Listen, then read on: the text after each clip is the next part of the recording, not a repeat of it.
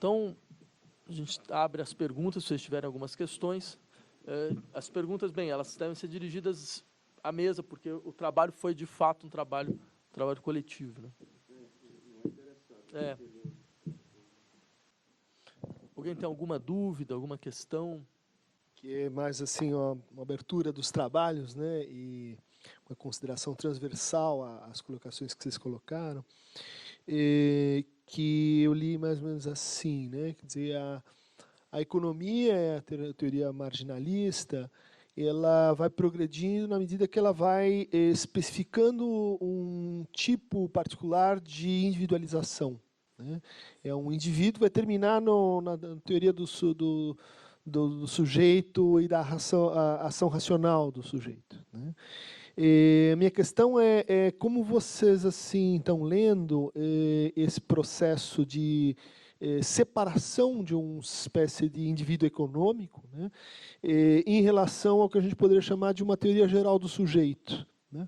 Porque todos os processos de exclusão, né, e que vão definindo e fundando a economia como uma ciência, vamos dizer assim, autônoma, né, com métodos próprios, eles parecem estar fundados assim numa espécie de truque, né, que é de objetivar e aparelhar um certo comportamento individual, mas, ao mesmo tempo, supor, sim, um sujeito, né?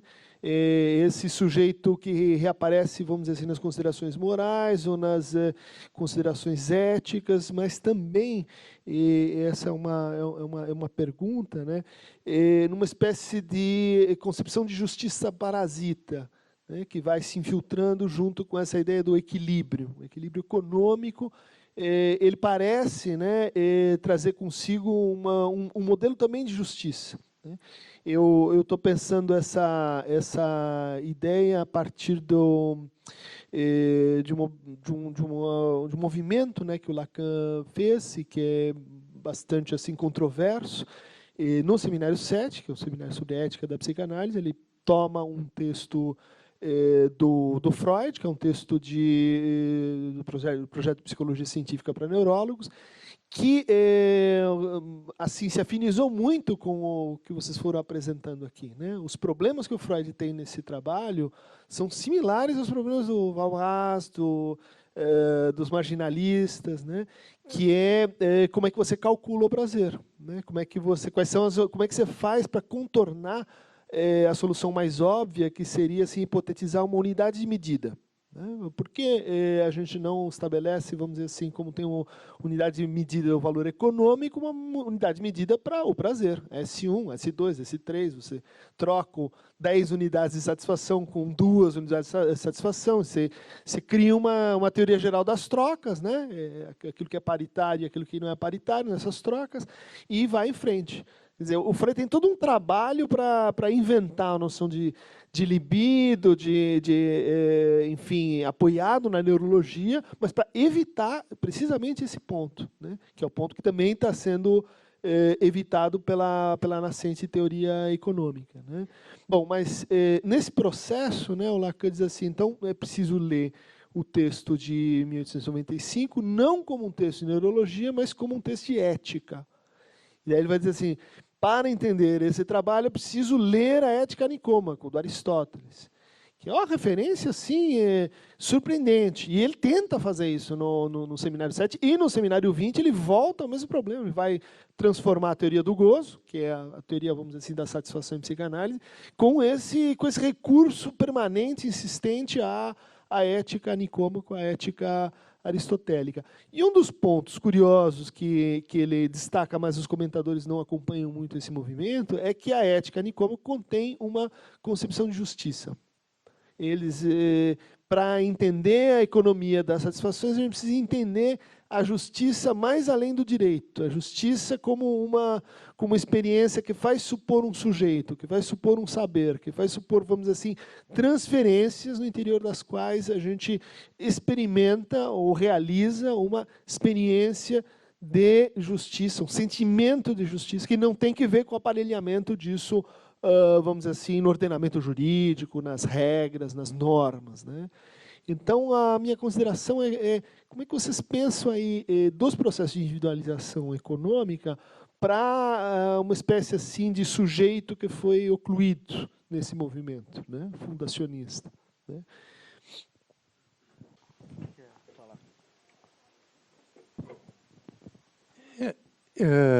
Parece que o neoliberalismo ele é bastante heterogêneo, na verdade. Quer dizer, quando a gente começa a analisar com mais cuidado dos vários autores e tal, ele tem várias escolas que vão refletir, inclusive, uma heterogeneidade que já está presente no marginalismo.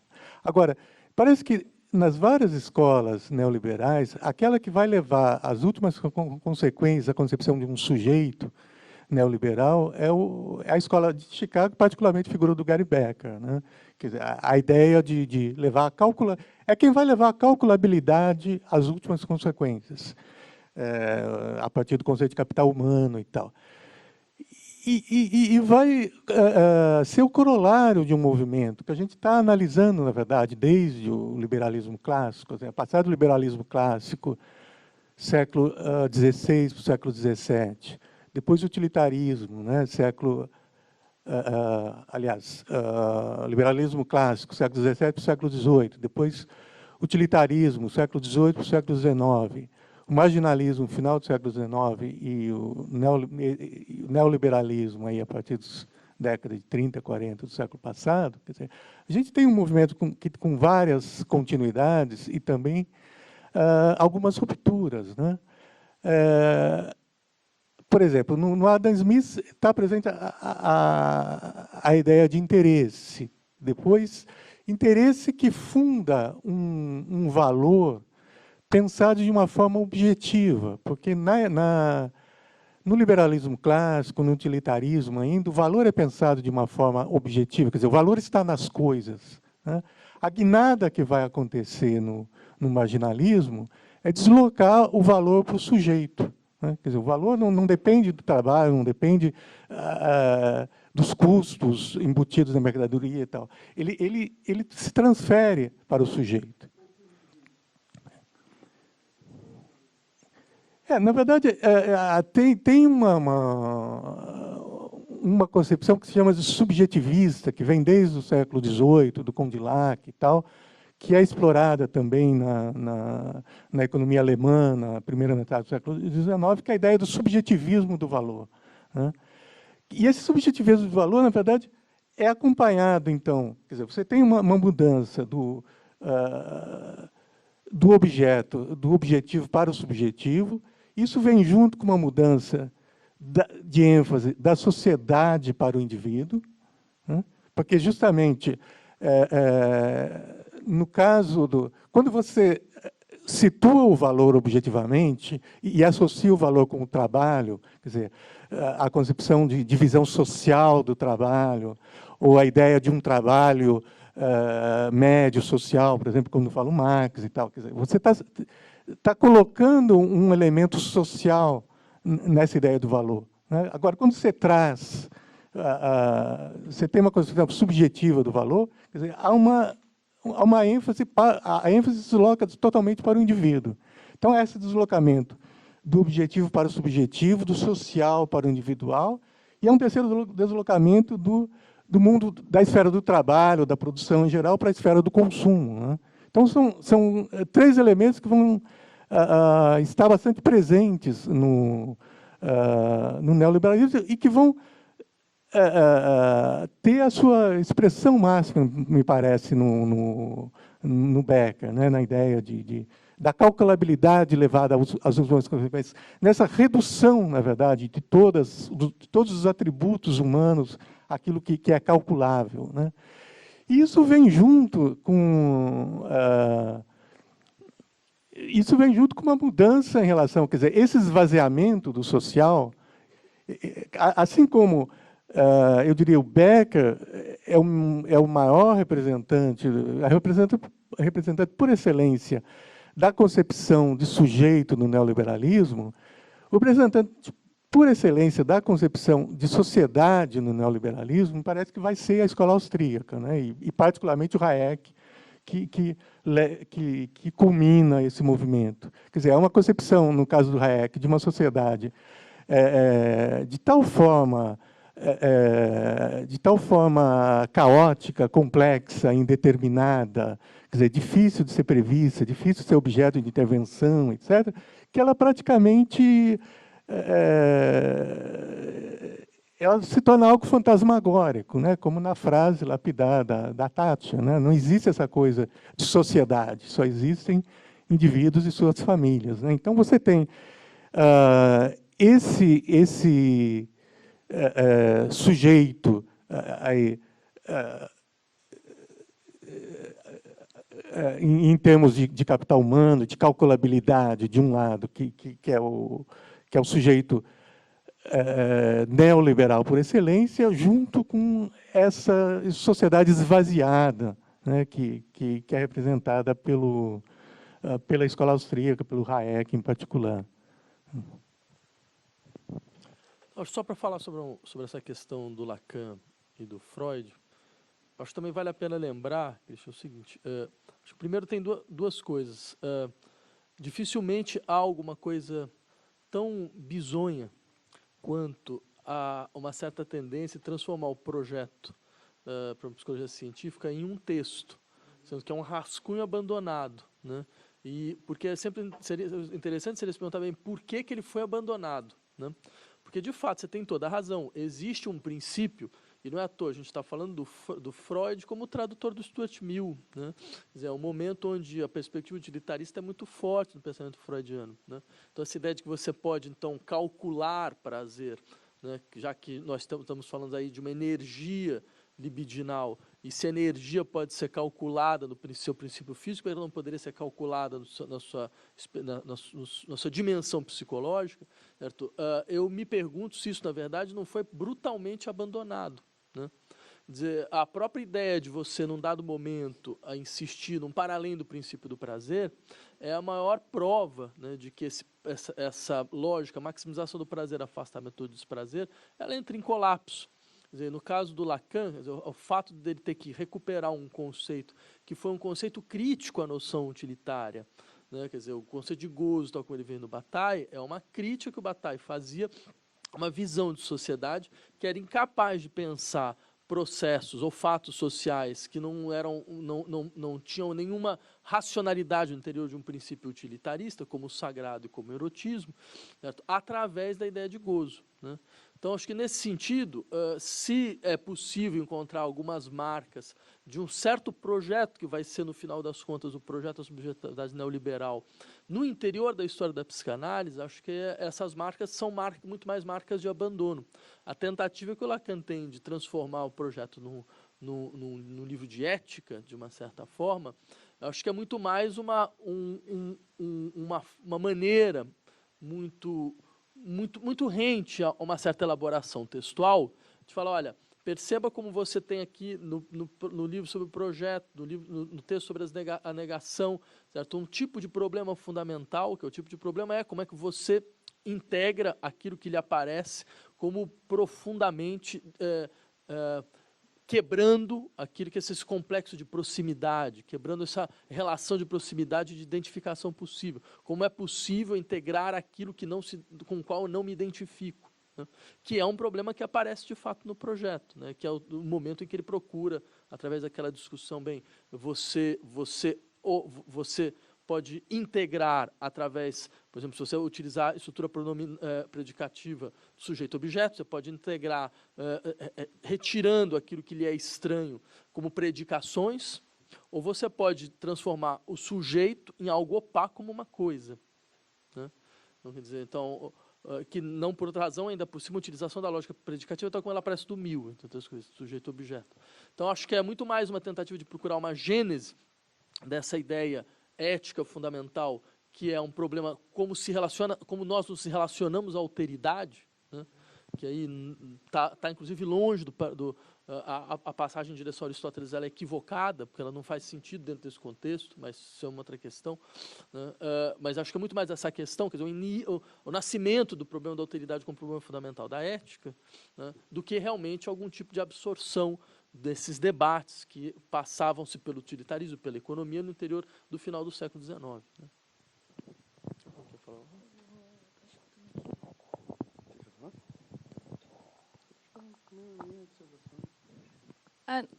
Que me chama a atenção que você tocou no assunto da justiça, porque a gente vê no texto do Valras que ele começa fazendo uma análise sobre a teoria clássica e, principalmente, sobre como o Adam Smith, por exemplo, concebia qual fosse a finalidade da economia. Então, o Adam Smith, o Ricardo, eles estavam preocupados mesmo como um país pode enriquecer, como ele pode distribuir suas riquezas.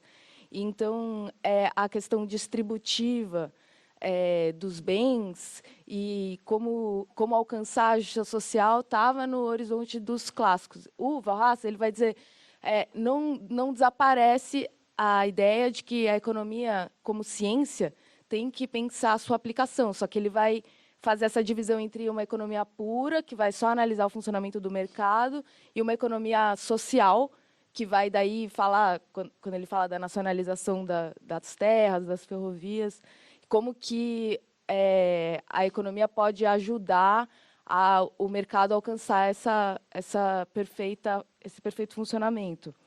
E daí, existe, então, eu acho, em termos de justiça social, essa ideia de que o pleno funcionamento do mercado, a concorrência perfeita, a igualdade entre demanda e oferta, vai chegar à realização do bem-estar geral e a busca por prazer de todos os indivíduos vão chegar no bem, né? Então, existiria uma harmonia entre o bem e o prazer, a satisfação individual. E eu tenho a impressão, eu não sei, mas eu tenho a impressão que a psicanálise ela rompe com essa ideia de que é possível haver uma harmonia entre a satisfação individual e o bem social, ou a própria socialização. Como você vê, por exemplo, na própria origem mesmo da sociabilidade, como que ela ocorre, enquanto que para um Aristóteles, como você citou, existe uma ideia de que é possível chegar a esse bem comum, né? Deixa eu só ter, rapidinho, só para não perder as observações do Christian. Só duas coisas, bem rapidinho, Christian, porque eu gostei muito quando você fez a pergunta que eu não sei responder, por isso eu estou especulando aqui com você, quando você diz sobre como pensar esse indivíduo econômico e essa suposta teoria geral do sujeito que a gente está criando, que eu achei realmente uma pergunta difícil, mas eu vou tentar esboçar alguma coisa. Lendo os marginalistas, você tem duas concepções do indivíduo econômico que eu achei muito, muito interessante. Uma que é, por exemplo, do Marshall, que eu trabalhei um pouco mais, que ele vai pensar a economia política a partir do homem. Quando ele diz homem, ele tenta pensar o homem também a questão moral, o homem como um todo, ele queria dizer. Então, o que leva esse sujeito, esse homem, ele não fala a palavra sujeito, esse sujeito então, a gente tem indivíduo, homem e sujeito, mas tudo bem, vamos por partes. Ali no margem dele fala homem. Então, a satisfação desse homem, como isso é possível? Esse seria o trabalho da economia política. Quando você pega trabalhos como o que o Menger, por exemplo, traz, o homem desaparece, a questão moral desaparece. O indivíduo econômico agora é um indivíduo econômico totalmente esvaziado de pensar sobre a sua satisfação. Então, você tem... É claro que é a partir daquilo, mas não de questões morais. É a partir... É necessário que ele satisfaça, mas não por uma questão moral. Então, não é pensado como um homem. Como pensar o sujeito aí? Eu teria algumas questões, por exemplo... Primeiro que começa a surgir a questão de indivíduo, né? Então, o indivíduo econômico é indivíduo, é uma soma de indivíduos. Eles estão ainda ligados à questão do utilitarismo, que é o maior número de indivíduos. Quanto mais indivíduos forem felizes, vamos dizer assim. Ele não pensa a coletividade como um todo, mas como uma soma de átomos. Isso é bem curioso. Então, o tipo de subjetividade que a gente está pensando aqui são subjetividades que é pensadas a partir de átomos. E outra questão também é que você ressaltou foi a questão do prazer, que você trouxe Freud. Aqui o que está em jogo é a satisfação. E é muito curioso. A palavra prazer, ela já é um rompimento com esse tipo de reflexão, de certa medida. O gozo, então, seria algo... Enfim, são questões de terminologia que eu gostaria de trabalhar mais: homem, indivíduo, sujeito, prazer, gozo, satisfação. Acho que é algo para a gente... Enfim. Bom, gostei muito do texto de vocês e esse texto permite a gente avançar, a meu ver, sobretudo nessa questão da genealogia do sujeito neoliberal, né? Começando, basicamente, dos estertores desse sujeito neoliberal, né? Gary Becker, ele introduz um termo, uma expressão que ela é derivada, né, da noção de sujeito, que é a noção de unidade de decisão. Nos últimos textos dele, ele não fala mais de sujeito, ele fala de unidades de decisão. Unidade de decisão racional, sempre, ainda, diante de possibilidades excludentes. Estamos falando aqui de castração. Muito interessante essa definição genérica, né, que interessa ao princípio de ação econômica, no qual um indivíduo é um caso. Os indivíduos são casos, né? Essa monadologia individual, ela, nessa forma final que o Gary Becker introduz, os indivíduos são casos particulares de unidades de decisão. Outros exemplos de unidades de decisão são empresas, estados, grupos, famílias. É interessante como algo que aparentemente é expulso pelo neoliberalismo, né, essa reflexão daquilo que é orgânico na sociedade, volta, né, a partir de uma abstração e uma generalização, uma formalização máxima que tem sua origem nessa definição do sujeito como unidade racional de decisões. Acho que é nesse sentido que o trabalho de vocês permite, de fato, que a gente retrace, né, todo esse caminho, que, em primeiro lugar, exclui o sujeito de todo o seu ruído não matematizável. Tudo que não é quantificável, ele é excluído. A questão das qualidades, por exemplo, ela é reduzida a diferenciais de qualidade, por exemplo. Você não pega mais a qualidade em termos do que ela é em si. Ela vale pelo que ela é diferente, né? E, progressivamente, você, por um processo de progressiva formalização, né, chega-se a esse ponto de que, bom, nós temos, então, o que é um sujeito, aquele que age deliberadamente escolhe possibilidades excludentes. Você não pode ter, como se diz em francês, le beurre et l'argent du beurre. Você não pode ter a manteiga e o dinheiro da manteiga ao mesmo tempo. Isso é a sedimentação, a precipitação última do sujeito neoliberal. O interessante é que no Becker, essa noção de sujeito neoliberal, ela é levada ao ponto de poder ser desencarnada dos corpos. Então, aí você passa a pensar o sujeito muito mais próximo ao que é pensado no sujeito da justiça. Uma empresa é um sujeito da justiça, por exemplo. Uma pessoa morta pode ser um sujeito da justiça. Então, você está radicalmente desencarnado dos corpos, né? Acho que esse texto vai ser bem útil para a gente, né? Acho que nesse sentido de fazer esse retraçamento, né, desse processo. Existe uma outra coisa que me intrigou aqui, né, que é muito particular, e aí eu queria lançar aqui uma espécie de aposta de discussão, que é aquilo que o Walras introduziu, né, na noção de valor.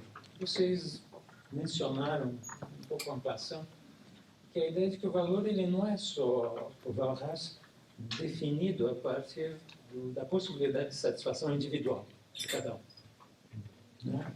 E que teria, assintoticamente, uma curva aí, à medida que você tem mais possibilidade de satisfação, o valor diminui. O Walras introduz outra ideia também que vocês mencionam, é que os valores eles são definidos também paralelamente entre as mercadorias disponíveis. Né? O valor dos charutos ele não está só definido pelo preço que o charuto levou para ser construído e chegar ao consumidor e pela necessidade do consumidor em fumar charutos, né? Pensando aqui no Freud, por exemplo, né? Só uma parte, na hora que o Fliss proíbe o Freud de fumar charuto, né? Estava doente já, e o Freud escreve, bom, decidi então diminuir o uso ininterrupto para o uso interrompido, o que me permite quantificar os charutos. Bom, mas voltando, essa ideia do Walras é muito importante porque, a partir do Pareto, ela vai ser transmitida nada mais, nada menos do que ao Saussure, outro suíço, que a partir daí vai lançar a base do que é uma definição de estrutura. Uma estrutura é um sistema de diferenças. Né? Através do Pareto, isso chega no Saussure, né? E o Saussure, e através do Saussure, isso chega na psicanálise. Né? O Saussure fala do valor do signo. O que é o valor do signo? O valor do signo vem do fato dele ser aquilo, tudo aquilo que os outros não são. Então tem aí um filão interessante a ser explorado nessa questão do Walras, o que exigiria, inclusive, uma correção no parágrafo final. Né? Quando vocês, na segunda frase, falam assim, bom, Yavuz Marshall Walras-Menger, neles o valor tem bases subjetivas, não objetivas. O caso do Walras é ligeiramente diferente. Ele tem, sim, bases subjetivas, mas também ele introduz uma ideia de valor com bases puramente objetivas, independente da satisfação ou não do consumidor.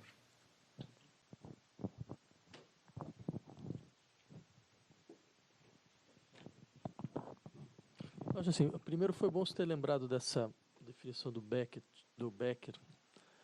de unidade de decisão, porque se o indivíduo, então, é uma unidade de decisão, seria engraçado, né? Você pode pensar um sujeito casado é uma unidade de decisão com um central de relacionamento, né? Quer dizer, então, você pode reordenar totalmente todas as configurações das relações humanas a partir de uma forma empresa, né? Mas eu queria só insistir num ponto, Nelson, acho que pelo menos do que você levantou, que eu acho que o nosso trabalho ele vai paulatinamente sendo impulsionado pela ideia de que existem dois princípios metafísicos centrais, né, na organização mesmo da noção neoliberal de sujeito. Né, a absorção de dois princípios metafísicos que nunca são tematizados enquanto tal. Né. O primeiro é uma certa metafísica da propriedade. E o segundo é uma compreensão da liberdade como um problema de escolha. Né? São decisões absolutamente determinantes. Né? Ou seja, um modo de determinação, ou seja, a propriedade é um modo de determinação. Né? Então, ela não é só uma realidade social, não se fala só da realidade social da propriedade, não é só um modo de produção, ela é um princípio metafísico. Né? Eu poderia fazer mesmo toda uma gênese, lembrar, por exemplo, ela está vinculada à noção de que determinar algo, distinguir algo, dar a algo a sua individualidade, é predicá-lo, é definir seus predicados. Só que esses predicados, eles têm para com aquilo que eles predicam uma relação de propriedade. Certo? O sujeito do predicado é proprietário dos seus predicados. Isso faz com que, por exemplo, a gente encontre, já nos liberais, essa ideia, o que significa uma pessoa? Um indivíduo é aquele que é proprietário da sua própria pessoa, como aparece, por exemplo, no segundo tratado do governo do Locke. Ou, por exemplo, no Hobbes, quando o Hobbes vai aproximar pessoa e ator, através da ideia da persona como máscara, né, ele vai falar, mas o que é o ator? Né? Para além do ator, tem o autor, daí a ideia da autoridade. Né? Quem tem autoridade de enunciação? Quem tem autoridade de enunciação é aquele que tem uma relação de pertencimento, né, com a sua fala e com os seus atos. Né? Então, mais uma vez, percebe? É um modelo de determinação. Esse modelo de determinação tem consequências fundamentais, né?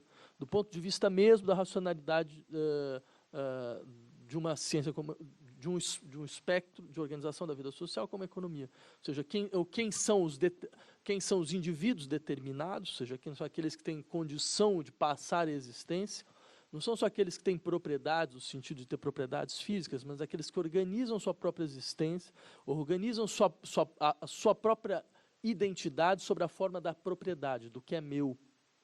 Né? E nesse sentido que vão organizar todo o cerne, sua unidade de decisão, né? No cerne da sua ação, né? A partir da sua posição de proprietário. Então, por eu ser proprietário, então, de certos atributos, certas qualidades, isso me permite entrar na sociedade, por exemplo, defendendo meus interesses, né? Colocando em circulação, certo, aquilo que seria a minha pressão subjetiva do valor. Acho que daí, por isso que foi tão importante essa passagem no interior desse campo.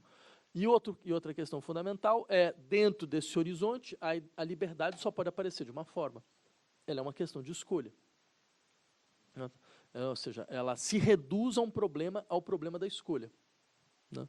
Esse problema da escolha significa, entre outras coisas, quais são as propriedades que vão determinar minha identidade, certo? No interior de um processo no qual todas as propriedades, elas se estabelecem como num regime geral de representações possíveis. São as representações possíveis. Né? Então, nesse campo, você percebe, a liberdade, ela se submete a um problema geral, que é o problema da autodeterminação. Né? Essa autodeterminação individualizante. Ela é a garantia da autodeterminação individualizante. Numa determinada gramática, que é essa gramática da propriedade. Eu queria retomar a questão que apareceu na rodada anterior, da moral e da justiça, né? Me parece que o marginalismo aí ocupa uma posição intermediária, na verdade. Quer dizer, você tem, no caso da Adam Smith, por exemplo, quando ele fala na mão invisível do mercado e tal, a ideia de uma colaboração involuntária para o bem social, você tem no utilitarismo a ideia da máxima felicidade para o maior número e tal.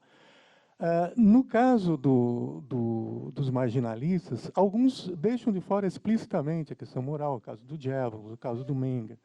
Mas mesmo onde ela aparece, a questão moral, justiça, aparece de alguma forma em Marshall ou em Walras, e me parece que ela é mais retórica, ela é de certa forma esvaziada, né? Na medida em que você esvazia, na verdade, a função do trabalho, quer dizer, você tira a base do social. Então, esse discurso sobre o social acaba ficando vazio, né?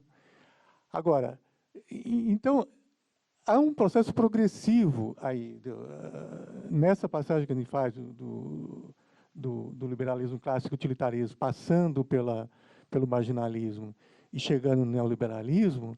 Quer dizer, o marginalismo é essa instância intermediária que começa a se enfraquecer essa questão, essa preocupação com o aspecto do bem-estar social e tal. Quer dizer, mesmo que esteja na retórica, tem algo aí que está minando isso, né? E no neoliberalismo chega ao máximo essa questão da redução ao quantitativo e tal. Mas, de alguma forma, o normativo, o moral, volta no neoliberalismo, volta de uma outra forma, né? Quer dizer, você tem, por exemplo, na ideia no empreendedorismo, como diz o Foucault, né? Nesse empreendedorismo de si, como diz o Foucault, está embutido um certo tipo de normatividade, né? E mesmo em certas formulações a respeito do funcionamento do mercado, da sociedade do país, por exemplo, o discurso neoliberal a respeito da responsabilidade, né? Responsabilidade fiscal, por exemplo, no caso de um país, ou no caso do indivíduo, a responsabilidade no sentido de ele se responsabilizar por investir nas suas condições de trabalho, quer dizer, ele é o responsável pelo seu desemprego, esse tipo de coisa, né? Então, a moral volta de alguma forma no neoliberalismo, né? volta pela porta dos fundos. Quer dizer, há todo esse processo contínuo de redução ao econômico, de depuração, mas, de alguma forma, retorna esse aspecto.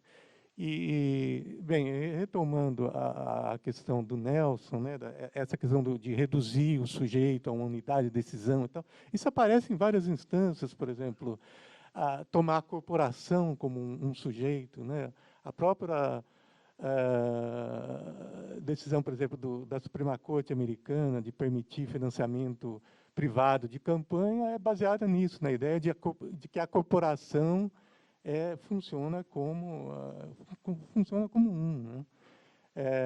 Também em todos os ambientes virtuais, quer dizer, você tem sujeitos humanos convivendo com robôs, né? Então, esses robôs são unidades de decisão, eles funcionam também em grau de equivalência com seres humanos reais, né?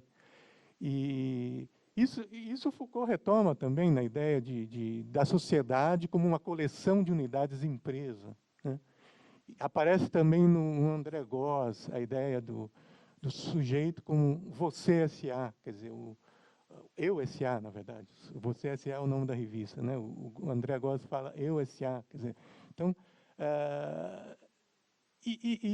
esse processo, para concluir essa questão dessa transição aí que culmina no neoliberalismo, né? O marginalismo aparece novamente como ponto ponto intermediário, porque no utilitarismo a gente vê claramente um vocabulário quantitativo, né? Maximização do prazer, minimização da dor, máxima felicidade para o maior número. Quer dizer, e nos critérios também do Bentham aparecem vários elementos quantitativos e tal. Mas aparece a um nível, digamos, mais metafórico, quer dizer, ele está usando essa palavra quantitativo, mas ele não entra na matemática. É o marginalismo que vai transformar essa preocupação quantitativa em matemática, propriamente dito, vai começar a transformar isso em equações, né? E isso vai ser levado às últimas consequências, novamente, no neoliberalismo. Tá. Mais uma pergunta?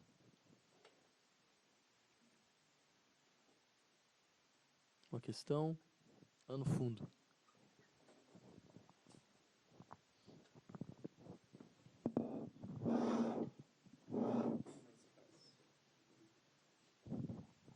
Obrigado. Fica mais fácil vir para cá com o microfone. Na verdade, são só pontuações em relação às questões de terminologia que você tinha dito, gozo, satisfação, prazer. O Marshall faz justamente essa troca de prazer para satisfação. E o que imperializa muito a teoria econômica é a expectativa. E, portanto, trazer também o conceito de expectativa para fazer toda essa conceituação que vai culminar nas decisões. A ideia justamente da expectativa é fazer esse certo controle. E aí todos os modelos econômicos, né, têm uma palavra única, digamos, para evitar o caos que foi dito aqui. Desculpa, o caos que foi dito aqui, inclusive, que o Marshall também queria evitar. Que todos os modelos e teorias econômicas trazem em si o ceteris paribus. Ou seja, tem que se manter tudo constante. Porque a própria economia já sabe que não há constância em todo o universo que ela estuda. Então, se ela não tiver essa palavra ceteris paribus, ela não consegue avançar. Desde logo, todos os modelos econômicos com este ceteris paribus, eles caem depois com o avanço aí de todas as teorias econômicas, principalmente quando os institucionalistas, eu não sei se isso vai ser discutido posteriormente aqui no grupo, mas quando os institucionalistas vão definir um homem como um sujeito mais completo. E o mais importante é que quando a escola austríaca também entra, já aí nesse início do século XX, o capitalismo traz um novo sujeito, que eu acho que também seria, talvez, essa grande palavra aí para solicitar uma melhor definição para o neoliberalismo, que é o sujeito empresa. Isso porque, em qualquer lugar do mundo, a empresa tem uma identificação. E aqui no Brasil, a gente tem a CNPJ, né, que é o CNPJ, que é o Cadastro Nacional de Pessoa Jurídica. Você traz agora a empresa como pessoa, o que vai definir agora novas relações entre o sujeito, pegando a fala do Safatli, né, justamente de autodeterminação entre o sujeito, vamos falar homem, e o sujeito empresa. Então, eu só queria colocar essas pontuações, eu não sei como serão as definições e as discussões do grupo, mas é que eu acho que a expectativa é que é o grande ponto da economia, justamente para controlar tudo, todas as decisões do homem, e depois daí novas expectativas. Obrigado pelas suas colocações. Deixa eu comentar só. Com relação a essa questão da economia em relação ao caos, eu acho que aí tem algumas diferenças, né, entre os neoliberais. Quer dizer, eu não sou economista, né, mas, de qualquer forma, a minha impressão é que dá para distinguir no neoliberalismo pelo menos 3 posições diferentes. Uma representada pela Escola de Chicago, em termos de macroeconomia, principalmente pelo Milton Friedman, né? A ideia de que é possível ver algum equilíbrio na economia, isso vem entre os marginalistas do Walras, né? E que é possível alguma intervenção, inclusive, né? Que é claro, não chega a ser uma intervenção no grau do keynesianismo e tal, mas é uma intervenção mais monetária, especificamente em termos monetaristas, de controlar a oferta de dinheiro, esse tipo de coisa, né? O outro polo no neoliberalismo é a ideia do Hayek, que, inclusive, no fim da vida, ele começa a complexificar, inclusive, relacionando com teorias de sistemas, citando autores como Prigogine e tal. Quer dizer, a ideia de que a economia é um caos, realmente, e que ela é tão complexa, tão indeterminada, que fica muito difícil você prever, muito difícil você intervir, e que, por exemplo, o Banco Central não deveria existir, que a moeda deveria ser emitida poder ser emitida por bancos privados, então cada banco emitiria a sua moeda, você teria moedas de vários bancos circulando, quer dizer, é o extremo da visão neoliberal, e que vem, em termos de marginalismo, da matriz do Menger. E, em termos intermediários, da matriz que vem do Marshall, você tem uma escola institucionalista e tal, que é uma espécie de meio termo, porque ela reconhece que existe uma certa uma complexidade muito grande na economia, que é difícil você intervir, mas recorrendo a ferramentas matemáticas mais sofisticadas, a modelos de risco mais sofisticados e tal, é possível algum tipo de intervenção. E é interessante que, depois da crise, se a gente pegar esse período aí de hegemonia neoliberal nas últimas décadas, a matriz dominante tem sido a matriz mais ligada à Escola de Chicago. Mas, depois da crise de 2008, curiosamente, muita gente, entre os reguladores, entre os diretores do Banco Central e tal, tem defendido já uma ideia que caminha um pouco nesse sentido da escola austríaca, ou desse intermediário aí, institucionalista e tal, no sentido de usar ferramentas mais sofisticadas para tentar dar conta desse caos, mas admitir mais o caos. Quer dizer, admitir que faz parte do normal da economia, o caos, a crise, etc. Quer dizer, ou seja, a crise de 2008, ao invés de levar, como alguns acreditaram, a uma intervenção maior, no sentido keynesiano e tal, até agora, pelo menos, ela abriu caminho, na verdade, para o oposto, na verdade. Quer dizer, é uma aceitação maior da crise, do caos. Complementando o que o Júlio está falando, eu acho que é possível a gente ressaltar aqui também que a possibilidade de intervenção para o Walras, por exemplo, ela é compatível com a ideia de que o mercado ele precisa funcionar plenamente, a concorrência precisa ser perfeita, e para isso a gente, segundo o Walras, precisam ser corrigidas algumas distorções. Então, como a gente falou no texto, o monopólio, as leis de herança, as leis protecionistas, a propriedade de terras, isso tudo, o Walras, ele entende que o Estado deve, sim, intervir para que, justamente, o mercado, ele continua acreditando que o mercado é o modelo perfeito de sociedade, mas para que o mercado funcione perfeitamente, é preciso haver essas correções na máquina, vamos dizer assim.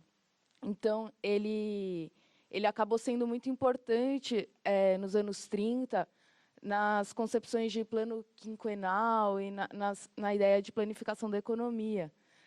Curiosamente, porque nos manuais de economia, microeconomia principalmente, ele é listado como sendo a base da economia matemática, junto com o Pareto, positivista e tudo mais. Aí, só para retomar a questão do Nelson, que você falou do aspecto subjetivo, é que a gente estava tentando mesmo achar um ponto em comum, porque realmente é difícil, porque o Walras ele aparece como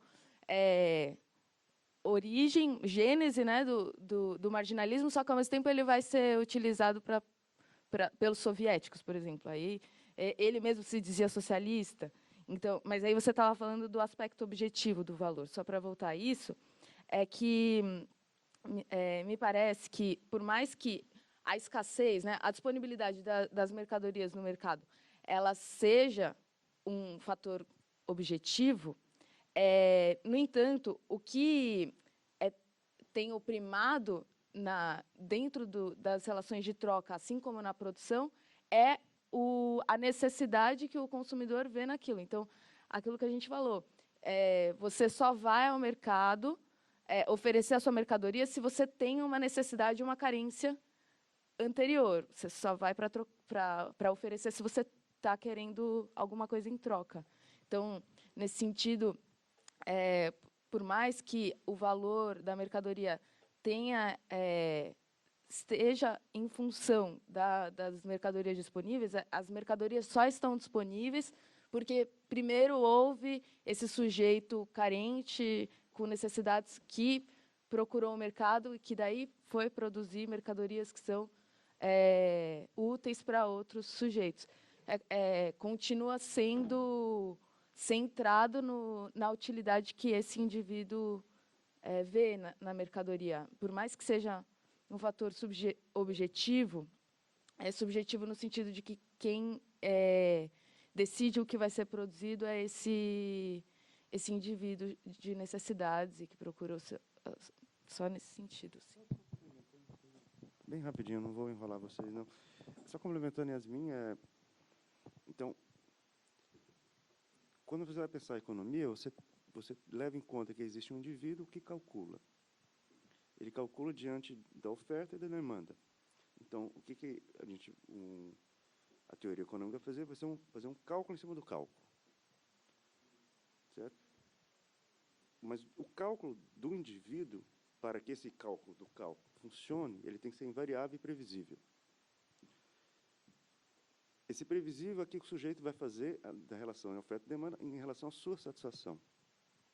Estou dizendo isso tudo para mostrar o interesse da psicanálise. Quando vem o Bataille, vai falar sobre a extravagância, sobre o prazer, sobre alguma coisa que extrapole, que vá além da questão da simples satisfação, ela é imprevisível. É interessante que a economia ela se esbarra com invariável. Eu acho que isso vai ser algo interessante para a gente discutir depois. Queria, então, só aproveitar esse final e lembrar vocês do nosso calendário.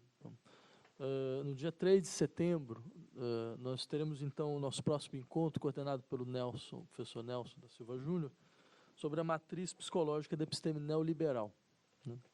No dia 7 e 8 de outubro, nós vamos ter um colóquio, que é o colóquio do Latesfip, no qual vão se apresentar vários trabalhos a respeito dessa problemática que a gente está trabalhando esse ano. E, ao final do colóquio, haverá a reunião coordenada pelo professor Christian Dunker sobre clínica e diagnóstica na era neoliberal. E, à frente, a gente vai terminar o nosso ano com mais uma dessas conferências, como a conferência que foi feita como conferência de abertura no início do ano, com a Maria Rita Kel. A gente vai ter também mais um convidado que a gente ainda vai decidir, vai comunicar a vocês. Bem, era isso. Muito obrigado pela presença de vocês e até então dia... E o colóquio também ele é aberto para apresentação, quer dizer, nós vamos fazer chamadas de papers, call for papers, para aqueles que quiserem também participar e apresentar trabalhos dentro dessa temática. Né? Ok? Então, até o dia 3.